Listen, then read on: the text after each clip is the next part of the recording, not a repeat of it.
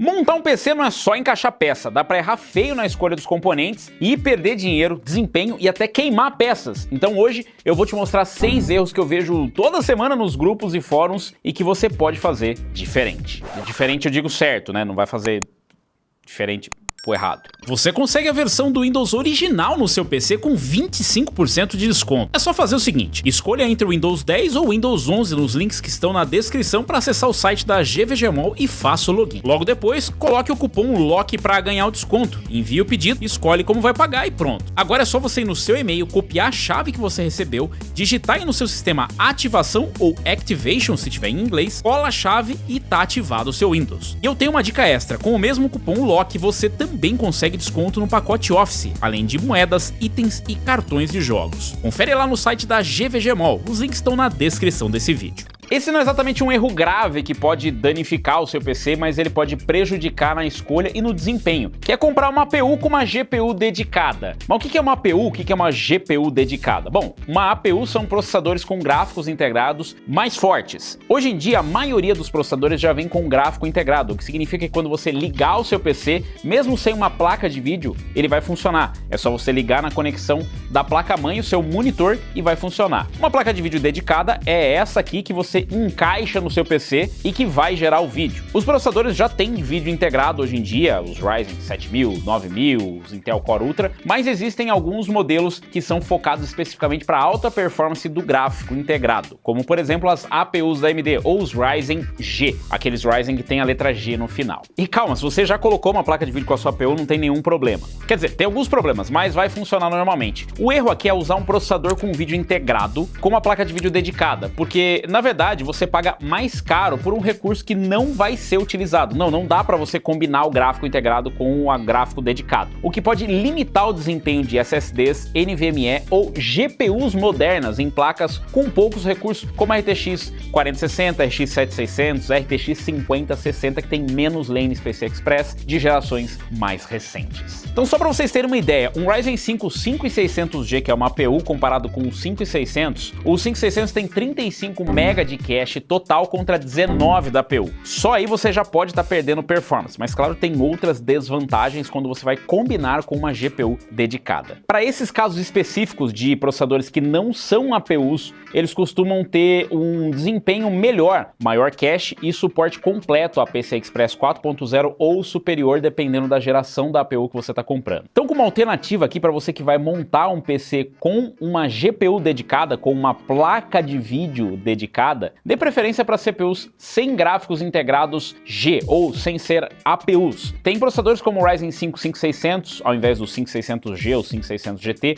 o 5700X ao invés do 5700G ou 5700 e mesmo os Intel Core F. E sim, os Intel Core F não são APUs, na verdade eles são processadores sem gráfico integrado nenhum, ou seja, nem aquele gráfico para dar vídeo. Isso aí pode ser uma desvantagem para o cara que fica preocupado, meu Deus do céu, e se der problema no meu PC? Sim, você não vai ter nenhuma placa de vídeo. Se der problema na sua placa de vídeo, você não vai ter vídeo nenhum e seu PC vai ficar parado. Mas é que para quem usa o PC para jogar, normalmente ele já não se importa muito de ficar sem o PC se a placa de vídeo falecer, porque você não vai conseguir jogar quase nada nos gráficos integrados dos processadores. Mas entenda, são coisas diferentes. Processadores com o G no final, principalmente do lado da AMD, são APUs, são processadores voltados para quem quer mais desempenho utilizando o gráfico integrado sem precisar comprar uma placa de vídeo. Se você já vai comprar uma placa de vídeo, compre um processador que pode ou não ter gráfico integrado, mas não vai ser final G, ou pode nem ter gráfico integrado e custar mais barato. Você economiza no CPU, tem um CPU melhor e ainda extrai mais performance da sua placa de vídeo. E não confunda esse Radeon aqui das APUs das 8000G, 5000G, com os Radeon integrado dos CPUs Ryzen. Aquilo lá é só para dar vídeo mesmo. Placa-mãe cara com CPU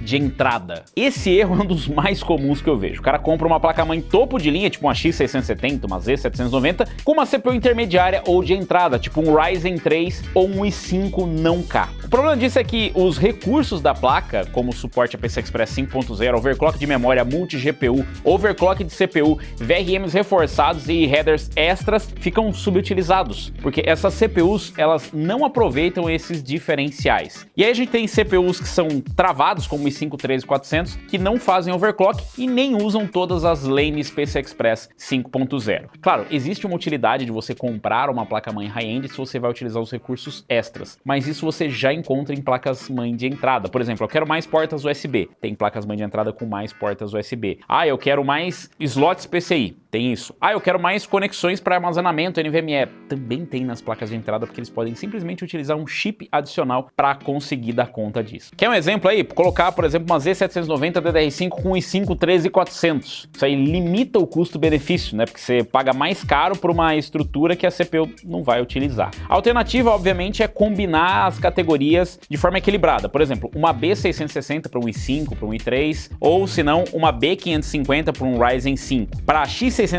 Z790, 690, 890 ou X870, pega só CPUs de alto desempenho, tipo Ryzen 7, Ryzen 9, ou i7 ou i9, ou Core Ultra 7, Core Ultra 9. Para processadores de entrada intermediários, você não precisa do chipset topo de linha. O chipset não determina exatamente como que você vai utilizar ou não o seu sistema. Você pode sim combinar, por exemplo, um Ryzen 9 com uma B650, ou com uma B860, ou com uma B850. Dá para fazer isso. É que o contrário não faz muito sentido. Se você não vai utilizar todos os recursos da placa-mãe, mas vai utilizar os recursos do CPU, você pode ir com um CPU caro e com uma placa-mãe mais barata que dê conta. Agora, CPU barato com placa-mãe muito cara raramente faz sentido e é um desperdício de dinheiro. E na mesma linha vai as memórias RAM. Sim, comprar memória RAM com um clock errado. Ou muito alto ou muito baixo, dependendo da sua configuração. Por exemplo, tem gente que compra memória 2133 ou mesmo 7200 sem compatibilidade, dependendo da geração. O problema disso aí é o desperdício de desempenho ou a instabilidade na inicialização também. O que eu recomendo normalmente para DDR4 é qualquer coisa entre 3200 e 3600 MHz ou megatransfers por segundo, com o Ryzen 5000 ou com o i5 de 13ª, 14ª geração, ou DDR5 6000 com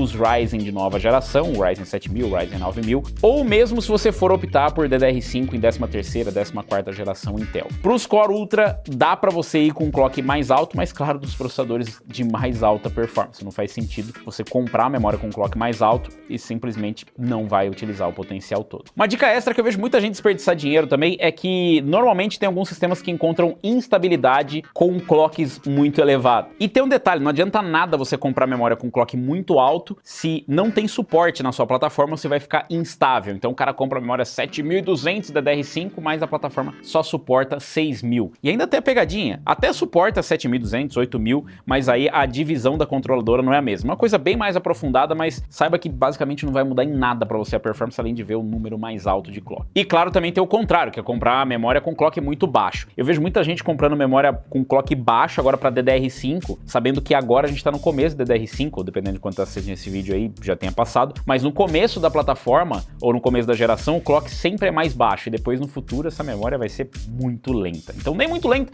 nem muito rápido, pega ali no meio do caminho. E claro, vai comprar memória, compra já o par, para você ter o Dual Channel, não vai comprar só uma, mas é porque tava mais barato. Compra dois para você ter Dual Channel, coloca nos slots corretos, procura no manual da sua placa-mãe, e claro, ativa o XMP. Esse sim é o erro mais comum, né? As pessoas compram a memória com clock alto, baixo, seja qual for, e não liga o XMP. A tua memória, quando você instala no sistema, ela não vai automaticamente pegar o clock que está escrito na caixa, não. Você precisa entrar na BIOS e ativar o XMP. Claro que tem vídeo sobre tudo isso aqui no canal, se inscreve aí, clica no sininho para receber as notificações, e sim, você perde performance depois de já ter pago pela memória mais cara, ou mesmo na mais barata. Outra dica, algumas plataformas ficam instáveis se você colocar 4 pentes de memória. Exatamente, não adianta, você vai gastar à toa e vai gerar instabilidade. Tá dando um monte de tela azul, travamento, você não sabe por quê, pode ser porque você colocou 4 módulos de memória e aí você ligou o XMP num clock que não vai dar estabilidade. Você vai ter que baixar o XMP ou diminuir o clock manualmente ou usar só 2 pentes de memória mesmo. Normalmente, quanto mais alto o clock, maior a instabilidade com mais módulos de memória. Claro, isso muda de plataforma para plataforma. Esse aqui é um erro que pode acontecer nos dois sentidos. Você pode esquecer de comprar ou comprar sem precisar. Eu tô falando do cooler pro processador. Você deve saber que não dá para montar o processador sem cooler, mas você deve saber também que tem alguns processadores que não acompanham o cooler, que você precisa comprar, e aí a pessoa descobre só depois. Esse é mais raro, porque normalmente quando você vai comprar um processador que não precisa de cooler, você já tá meio avisado. Mas e quando você compra um processador que não precisa de cooler?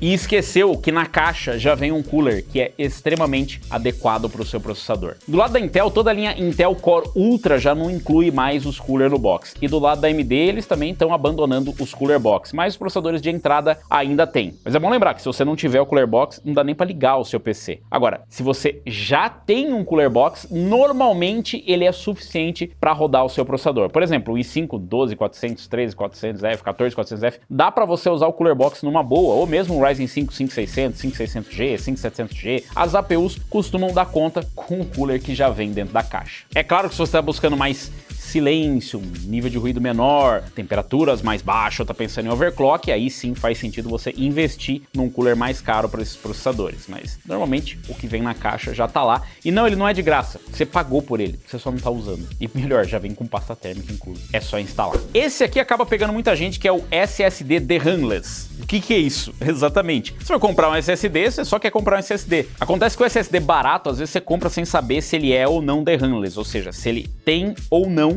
o DRAM com a memória cache dedicada. E isso parece uma coisa pouco importante, mas faz diferença na performance. O problema dele não ter, né, a DRAM é que ele tem um desempenho inferior em certas situações, especialmente em cargas aleatórias, como copiar múltiplos arquivos pequenos, carregar mapas de jogos ou iniciar o Windows com muitos processos. O seu com certeza tem um monte de processo iniciando. Em jogos o impacto direto é pequeno, mas o carregamento e updates de games podem sofrer mais em SSDs DRAMless. Sabe aquela atualização daquele jogo que tá demorando um monte e todo mundo esperando na sala? Pode ser ele. A alternativa é óbvio comprar SSD com DRAM, ou pelo menos com cache pseudo SLC. Eles garantem desempenho mais estável, taxas de transferência também mais estáveis. Algumas alternativas são o MP600 da Corsair, o SN750 da WD, o Crucial P3, o Kingston KC3000. Então tem algumas alternativas para você fugir dessa cilada. Então quando você vê aquele SSD baratinho na China, desconfia. Pode ser que ele seja DRAMless, e aí a performance que está mostrando ali, no fim do dia, não é exatamente aquela. Mas como que você identifica isso aí? Bom, você vai ter que ler reviews confiáveis, ver a ficha técnica no site do fabricante, ou usar a ferramenta tipo o Crystal Disk Info para descobrir o tipo de controladora e cache. Inclusive tem um vídeo aqui no canal mostrando esse e outros softwares bem úteis. Dá uma olhada nesse vídeo. Esse problema sim é grave, pode danificar o seu PC, fazer com que você perca tudo que você tem até na sua casa, que é usar uma fonte de alimentação ruim, que são fontes genéricas ou sem nenhum tipo de certificação real, porque eu posso inventar uma certificação tipo, já inventaram até o 90 Plus, que nem existe. A fonte de má qualidade pode causar instabilidade, reinicialização aleatória, falha de boot e até danificar a CPU, GPU, SSD ou memória RAM, e casos de curto e incêndio também existem, viu? Para isso a solução é bem fácil, procure fontes confiáveis, não fontes de informação, fontes de alimentação mesmo, com selo 80 Plus, mas preferencialmente com selo Cybernetics, que é muito mais rígido e que traz uma certificação mais atualizada. Dê prioridade para marcas confiáveis ou que tenham sido certificadas. Aqui no Brasil a gente tem o TechLab, testa as fontes e certifica, então se ela tem um selo do TechLab, dá para confiar. Escolha modelos com PFC ativo e componentes internos robustos. Se você não entender de componente interno robusto, então vai só nas outras alternativas e assista reviews. Sim,